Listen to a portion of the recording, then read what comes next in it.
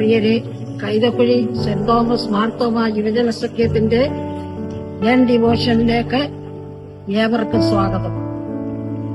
നോമ്പ് കഴിഞ്ഞ 40 ദിവസം നമ്മള് നോയമ്പ് നോറ്റു. ഇപ്പോൾ പീഡാനുഭവ വാരത്തിലേക്ക് നമ്മള് അടുത്തു വന്നിരിക്കുകയാണ്.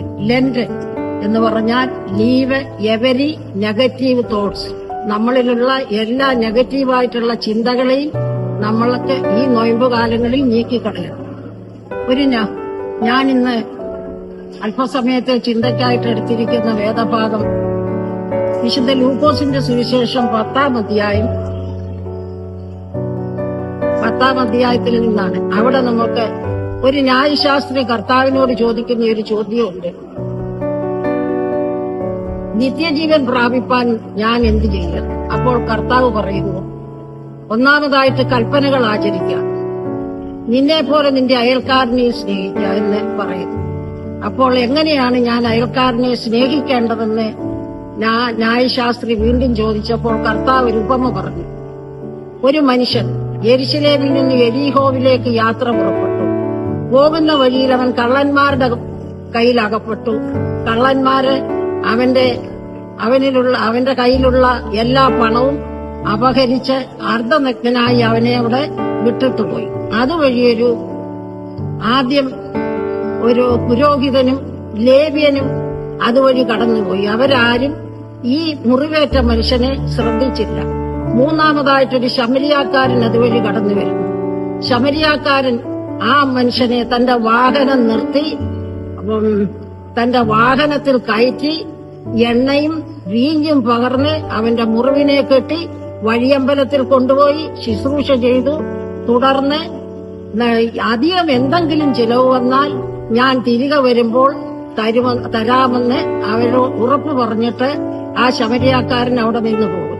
മുറിവേറ്റ മനുഷ്യൻ ശമരിയാക്കാരനിൽ നിന്നും അധികമൊന്നും പ്രതീക്ഷിച്ചു കാണുകയില്ല. പുരോഹിതനും ലേവ്യനും തങ്ങളുടെ ജോലിയോടുള്ള പ്രതിബദ്ധത മൂലം അവരങ്ങ് കടന്നുപോയി. ഇവിടെ നമ്മുടെ ഈ ജീവിതത്തിൽ, നമ്മളായിരിക്കുന്ന ഈ സമൂഹത്തിൽ, നമ്മുടെ ഭവനത്തിൽ ഈ ഉപമയുടെ അടിസ്ഥാനത്തിൽ നമ്മൾ എപ്രകാരമായിരിക്കണം? ഒന്നാമതായിട്ട് നമ്മളെ അവൈലബിൾ ആണോ? നമ്മുടെ ഭവനത്തിൽ, നമ്മുടെ വാർദ്ധക്യത്തിലിരിക്കുന്ന മാതാപിതാക്കള് ഇതുപോലെ മുറിവേറ്റ് നമ്മുടെ വീട്ടകങ്ങളിൽ കഴിഞ്ഞുകൂടുന്നവരുണ്ട്.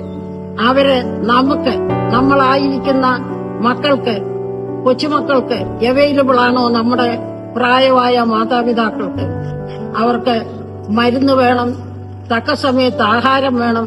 ഇതെല്ലാം നമ്മൾ കൊടുക്കുന്നുണ്ടോ? ഈ ശമരിയാക്കാരന്റെ ഉപമയിൽ നിന്ന് നമുക്ക് ചെയ്യുവാനുള്ളത് നമ്മുടെ വീട്ടകങ്ങളില് ഒറ്റപ്പെട്ട് ഏകാന്തതയില് ആരും ശ്രദ്ധിക്കാതെ കഴിയുന്ന ആൾക്കാരെ നമ്മൾ ശ്രദ്ധിക്കണം. നമ്മളെ അവർക്ക് ലഭ്യമാക്കണം. രണ്ടാമതായിട്ട് ഫസ്റ്റ് എയ്ഡ് ബോക്സ്, നമ്മുടെ ഫസ്റ്റ് എയ്ഡ് ബോക്സ് തുറക്കണം. എന്തിലേ നമുക്ക് മറ്റുള്ളവരെ ശ്രദ്ധിക്കാനും സഹായിക്കാനും ഒക്കത്തുള്ളൂ. മൂന്നാമതായിട്ട് കോ ട്രാവലർ, നമ്മളൊരു സഹയാത്രികനാണോ? ശമരിയാക്കാരന്റെ ജീവിതത്തില് ആ മുറിവേറ്റ മനുഷ്യന്റെ കൂടെ ശമരിയാക്കാരൻ തന്റെ സമയം, പണം, കഴിവ് എല്ലാം ചിലവഴിച്ച് എത്തേണ്ട സ്ഥാനത്തെത്തി. നമ്മൾ നമ്മുടെ ജീവിതവുമായിട്ട് തട്ടിച്ചു നോക്കുകയാണ് ഇതിനെ. നമ്മൾ സമൂഹമായിട്ട്, നമ്മുടെ കുടുംബമായിട്ട് നമ്മൾ ഇവിടെ ഈ കൈതക്കുഴിയിൽ വസിക്കുമ്പോൾ നമ്മുടെ വീട്ടിനകത്തുള്ള നമ്മുടെ പ്രായമായ മാതാപിതാക്കള് അവരോടുള്ള നമ്മുടെ സമീപനം എന്തുവാണ്? കണ്ടിട്ടും കാണാതെ പോയുന്ന ലേവ്യനെ പോലെയോ പുരോഹിതനെ പോലെയാണോ നമ്മൾ നമ്മുടെ ഭവനങ്ങളിലുള്ള വൃദ്ധ മാതാപിതാക്കളോട് ഇടപെടുന്നത്? നമ്മുടെ വൃദ്ധ മാതാപിതാക്കൾക്ക് ഒരു ചുടുചുംബനം പോലും നമ്മളെ അവരുടെ മൃതശരീരത്തിന്മേൽ കൊടുക്കുവാനായിട്ട് മാറ്റിവെച്ചിരിക്കുക. അവര് ജീവിച്ചിരിക്കുമ്പോൾ ഈ ശമരിയാക്കാരൻ ചെയ്തതുപോലെ എണ്ണ പകർന്ന് അവർക്ക് ആവശ്യമായ എന്താ ആവശ്യമെന്ന് വെച്ചാല് വാർദ്ധക്യത്തിൽ എത്തുന്നവർക്ക് നമ്മുടെ ഒരു സമീപനം, നമ്മൾ അവരുടെ അടുത്തിരുന്ന് സംസാരിക്കുക, അമ്മച്ചിക്ക് എന്തുണ്ട് ആവശ്യം എന്ന് നമ്മൾ അറിഞ്ഞ് അവർക്ക് ഈ ശമരിയാക്കാരൻ ചെയ്തതുപോലുള്ള ശുശ്രൂഷ ചെയ്യേണ്ടത് നമ്മുടെ മക്കളുടെ കടമയാണ്, കർത്തവ്യമാണ്. ഇനി സമൂഹത്തിലോട്ട് നോക്കുമ്പോൾ അനേക മുറിവേറ്റവർ നമ്മുടെ ചുറ്റുപാട് കൊണ്ട് നമ്മുടെ അയൽപക്കത്തുണ്ട്. നമ്മൾ അവരെ പറ്റി ചിന്തിക്കാറുണ്ടോ? നമ്മൾ അവർക്ക് എന്തെങ്കിലും സഹായം ചെയ്യുന്നുണ്ടോ? അത് നമ്മൾ ചിന്തിക്കണം. നമ്മൾ മറ്റുള്ളവരുടെ നമ്മുടെ ഫസ്റ്റ് എയ്ഡ് ബോക്സ് തുറക്കണം, ആവശ്യമുള്ളപ്പോൾ തുറന്നേ പറ്റിയാവും. എന്തായാലും നേടിയതും തേടിയതുമെല്ലാം വിട്ട് നമ്മൾ ഈ ഭൂമിയിൽ നിന്നും പോകേണ്ടിയവരാ. ആ ഒരു ബോധ്യത്തോടെ നമുക്ക് ജീവിക്കണം. ടോൾസ്റ്റോയുടെ ഒരു കഥ ഇപ്രകാരം പറയുന്നു: ഒരു മനുഷ്യൻ എത്ര ഭൂമി വേണം? അസ്തമനത്തിന് മുമ്പ് കൂടുതൽ 6 അടി മണ്ണ്. പക്ഷെ മനുഷ്യൻ ഒന്ന് നിൽക്കാൻ പോലും, ഒന്ന് തിരിഞ്ഞു, മുറിവേറ്റവരെ ഒന്നും തിരിഞ്ഞു നോക്കുവാൻ പോലും, നമ്മുടെ ഭവനത്തിലുള്ളവരോടൊരു നല്ല വാക്ക് പറയുവാൻ പോലും, അവർക്ക് തക്ക സമയത്ത് ആഹാരമോ മരുന്നോ കൊടുക്കുവാൻ പോലും സന്നദ്ധരാകാതെ നമ്മൾ ദേവാലയത്തിൽ വന്ന് ഈ ദേവാലയ കർമ്മങ്ങളിൽ ഇടപെട്ട് നമ്മൾ മുന്നോട്ട് ജീവിച്ചു പോകുന്നു. നമുക്കൊരു കുറ്റബോധവുമില്ല. അതുകൊണ്ട് നമ്മള് ഈ സമൂഹത്തിൽ, നമ്മുടെ വീട്ടില് ഈ നല്ല ശമരിയാക്കാരനെ പോലെ നമ്മുടെ വിഭവങ്ങളെ മറ്റുള്ളവർക്ക് പങ്കിട്ടു കൊടുത്തുകൊണ്ട് സ്നേഹത്തിന്റെ മാതൃകയിൽ, സ്നേഹത്തിന്റെ ഉദാത്തമായ ഒരു മാതൃകയാണ് നല്ല ശമരിയാക്കാരനെ നമ്മൾ കാണുന്നത്.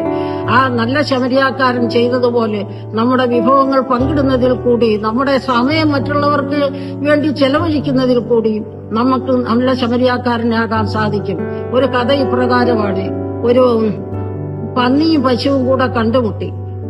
പന്നി പശുവിനോട് പറഞ്ഞു, നിന്നെ ആൾക്കാർ ഈ ലോകത്തിൽ ജീവിക്കുമ്പോൾ തന്നെ നിന്നെ എല്ലാവരും സ്നേഹിക്കുന്നു. അപ്പോൾ പശു പറഞ്ഞതാ, ഞാൻ ജീവിച്ചിരിക്കുമ്പോൾ തന്നെ എന്റെ പാലും വെണ്ണയും ഒക്കെ മനുഷ്യർക്ക് പ്രയോജനകരമാണ്.